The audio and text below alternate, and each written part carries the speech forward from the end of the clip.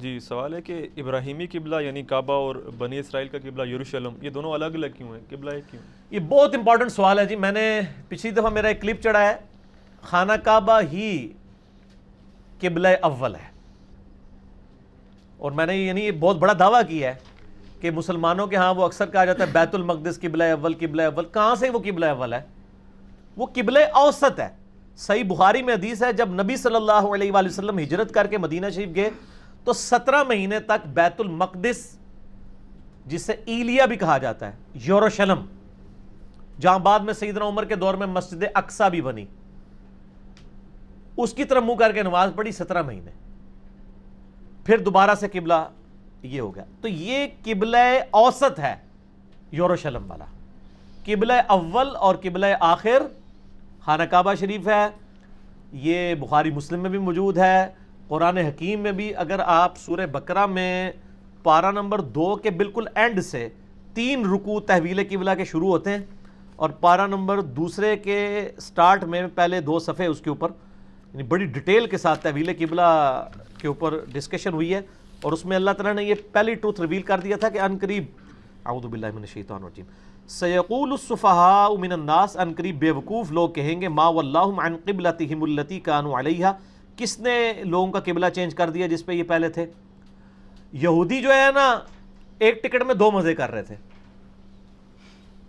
کہتے تھے یہ دیکھو ہمارے ہی قبلے کی طرف منہ کر کے نماز پڑھتے ہیں نا، اپنا تو قبلہ ان کا کوئی نہیں ہے مسلمان، تو اس لیے ہم مسلمانوں سے سپیریئر ہوئے. یہ تو وہ پبلکلی بات کرتے تھے، اور اندر خانے یہ بات کرتے تھے یہ بندہ ہی جھوٹا ہے، کیونکہ اگر یہ ابراہیمی ہوتا نا تو ابراہیم کا تو قبلہ خانہ کعبہ ہے، بیت المقدس ہے ہی نہیں ہے. دیکھا ایک ٹکٹ میں 2 مزے کر رہے ہوتے ہیں. صحیح بخاری و مسلم دونوں میں حدیث ہے کہ اللہ تعالیٰ نے روئے عرض پہ سب سے پہلے بیت اللہ شریف کو مقرر کیا، اور اس کے 40 سال کے بعد مسجد اقصی بنی، یعنی یروشلم ایلیا بیت المقدس. سب سے پہلے یہ میں نے آیت بھی پڑھ دی نا سورہ آل عمران کی کہ پہلا گھر جو لوگوں کی ہدایت کے لیے بنایا گیا وہ بکہ کے اندر ہے، یعنی مکہ میں ہے قبلہ شریف. تو اس سے بھی قرآن سے بھی پتہ چل گیا کہ پہلا کون سا قبلہ ہے. قرآن کہہ رہا ہے قبلہ اول، ان اول بیت وضع للناس. تو یہ بیت اللہ کے لیے قبلہ اول کا لفظ تو قرآن میں آیا ہے سورہ آل عمران آیت نمبر 96 میں، ورنہ تو ہونا چاہیے تھا آخری گھر جو مقرر کیا گیا. اور بخاری مسلم میں حدیث ہے کہ سب سے پہلے بیت اللہ شریف، اس کے 40 سال کے بعد یروشلم. بیچ میں بیت المقدس بنی اسرائیل کے لیے، حضرت یعقوب علیہ السلام کی اولاد کے لیے قبلہ مقرر کیا گیا تھا. تو شروع میں یہودیوں کو اپنے قریب کرنے کے لیے تعالوا الی کلمۃ سواء بیننا و بینکم کے تحت نبی علیہ السلام نے بھی کہا کہ بہت زیادہ رجسٹرس نہ ہو، تو اللہ تعالیٰ نے نبی علیہ السلام کو وحی کے ذریعے بتایا کہ آپ بیت المقدس کی طرف منہ کر کے نماز پڑھیں. ٹھیک ہے، اور اس میں یہ بھی چیک ہو جائے گا کہ لوگ قبلوں کے پیچھے چلتے ہیں یا پیغمبروں کے پیچھے. تو قرآن میں آیا کہ جہاں بھی تم رخ کرو اللہ ہی کا چہرہ پاؤ گے. اللہ تعالیٰ کو ڈائریکشن کی ضرورت ہی نہیں ہے. اس میں بھی یہ پھر حکمت آئی. اللہ تعالیٰ فرماتا ہے کہ یہ جب کہیں گے نا بیوقوف لوگ تو قل للہ المشرق والمغرب، کہو کہ مشرق مغرب سب اللہ کے ہیں. یہدی من یشاء الی صراط مستقیم، اللہ تعالیٰ جسے چاہتا ہے وہ صراط مستقیم کی طرف گائیڈ کرتا ہے. آگے چل کے آتا ہے وما جعلنا القبلۃ التی کنت علیہا، اور اے نبی علیہ السلام جس قبلے پہ آپ پہلے تھے وہ ہم نے آپ کے لیے مقرر کیا تھا الا لنعلم من یتبع الرسول، کہ کون رسول کی پیروی کرتا ہے. اب مشرکین عرب جو مسلمان ہو کے صحابہ بن چکے تھے ان کے لیے خانہ کعبے کی محبت یروشلم سے زیادہ تھی. اب جب جا کے ان کو کعبے کو پیٹ کرنی پڑ گئی، اور مدینہ شریف ایسی جگہ ہے کہ اگر آپ منہ کریں نا یروشلم کی طرف تو کعبے کو پیٹ ہوتی ہے. تو سر ان کے دل پہ تو چھریاں چل رہی تھیں کہ جس کو ہم زمانے جاہلیت میں بھی اتنی قدر دیتے تھے ابراہیمی قبلے کو، آج ہمیں اس کی طرف پیٹ کرنی پڑ رہی ہے. تو ہے تھا صحابہ کے لیے آزمائش کے نہیں. تو اللہ نے ہم نے اسی لیے چینج کیا بیچ میں قبلہ کہ دیکھیں کون پیغمبر کے پیچھے چلتا ہے اور کون جذباتی ڈاکٹرائن والا ہے اور کون علمی ڈاکٹرائن والا ہے، کون علمی کتابی ہے. اس لیے ہم نے یہ قبلہ چینج کیا. ممن ینقلب علی عقبیہ، اور کون اپنے قدموں سے الٹے قدم پھر رہتا ہے. وَإِن كَانَتْ لَكَبِيرَةً إِلَّا عَلَى الَّذِينَ هَدَى اللَّهُ، اور اللہ تعالیٰ فرماتا ہے یہ بہت بڑی آزمائش تھی جو ہم نے ڈالی، قبلے کو پیٹ کر کے یروشلم کی طرف منہ کرنا ہاں مگر جن کو اللہ تعالیٰ ہدایت دے دے ان کے لیے بڑی آزمائش نہیں تھی، ان کے لیے تو یہی تھا جس طرف نبی علیہ السلام کا منہ۔ وہ بخاری میں آتا ہے نا، زور یا اثر کی نماز کا وقت تھا، راوی کو بھول گیا کہ زور تھی یا اثر تھی، اسی دوران نماز کے دوران ہی ابھی 2 رکعتیں پڑھی تھیں تو نبی علیہ السلام اپنا چہرہ مبارک، اس میں بھی آتا ہے نا قد نرا تقلب وجہک فی السماء، اے نبی علیہ السلام آپ کا چہرہ مبارک بار بار آسمان کی طرف ہم اٹھنا دیکھ رہے ہیں۔ حضور بار بار دعا کر رہے تھے یا اللہ قبلہ ہمارا خانہ کعبہ شریف کر دے، تو نماز کے دوران ہی حکم آیا کہ اسی دوران قبلہ چینج کر لو۔ آپ علیہ السلام صفیں چیرتے ہوئے دوسری طرف آ گئے۔ وہ آج ہی مسجد قبلہ تین موجود ہے، اس میں پرانے قبلے کی بھی جگہ انہوں نے چھوڑی ہوئی ہے، نئے والا تو ہے ہی ہے نا مدینہ شریف میں، میں نے بھی زیارت کی ہے، اکثر لوگ جو جاتے ہیں وہ زیارت کرتے ہیں۔ نبی علیہ السلام صفیں چیرتے ہوئے دوسری طرف آ گئے، صحابہ کرام نے پوچھا کچھ نہیں، نماز کے دوران انہوں نے بھی اپنے جو چہرہ ہے وہ دوسری طرف پھیر لیے، حتیٰ کہ جو پہلی صف والے تھے وہ آخری صف بن گئی اور جو آخری صف تھی وہ پہلی صف بن گئی۔ ٹھیک ہے، دیٹس آل۔ یہ ڈسپلن بتایا گیا کہ پروفٹ کو فالو کرنے والے، اور اس کی حکمت بھی بعد میں اللہ تعالیٰ نے بتا دی کہ یہ ہم نے اس لیے کیا ہے وَمِنْ حَيْثُ خَرَجْتَ فَوَلِّ وَجْهَكَ شَطْرَ الْمَسْجِدِ الْحَرَامِ، تم جہاں کہیں بھی دنیا میں ہو اپنا چہرہ مسجد حرام کی طرف کر لیا کرو۔ وَحَيْثُ مَا كُنْتُمْ فَوَلُّوا وُجُوهَكُمْ شَطْرَهُ، اور جب جہاں کہیں بھی ہو تم اپنا چہرہ جو ہے نا نماز کے وقت وہاں اس طرف سیدھا کرو۔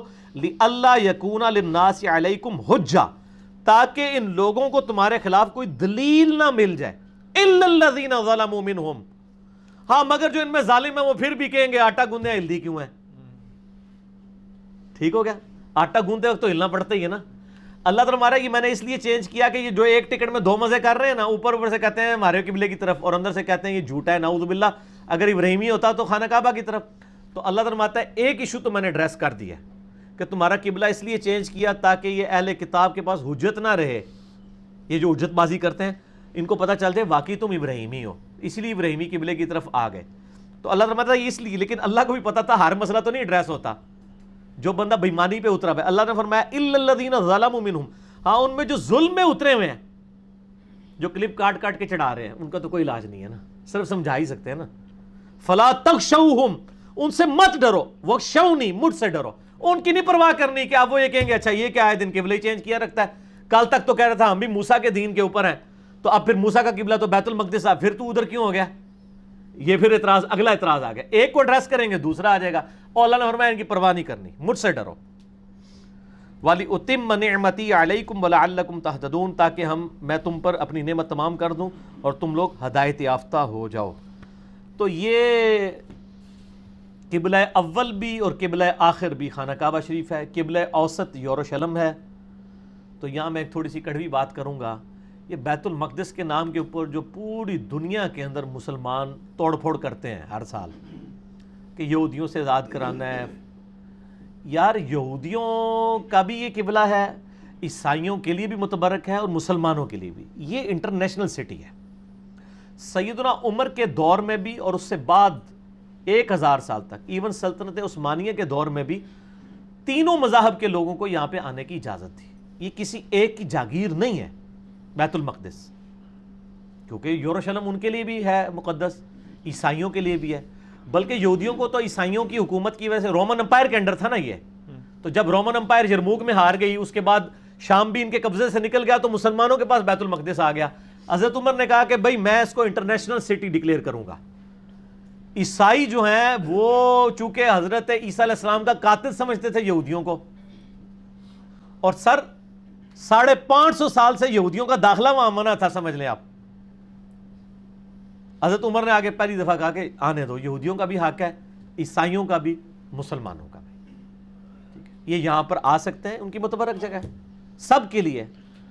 تو اس کے اوپر یعنی مار کٹائی والا معاملہ نہیں کرنا چاہیے، ٹھیک ہے، آپ اگر سمجھتے ہیں آپ کے یعنی اس کے اوپر اختلاف ہو سکتا ہے، میں یعنی کوئی ایسی بات نہیں کرنا چاہتا کہ کل کوئی آ کے یہاں پہ دھرنا دے دے جناب یہ کہہ رہے جی وہ بیت المقدس وہ، میں کہتا ہوں جو آپ قبلہ آپ کے پاس ہے نا آپ اس کی حفاظت کریں، خانہ کعبہ شریف کی، اللہ تعالیٰ نے آپ مسلمانوں کو ذریعہ بنایا ہے۔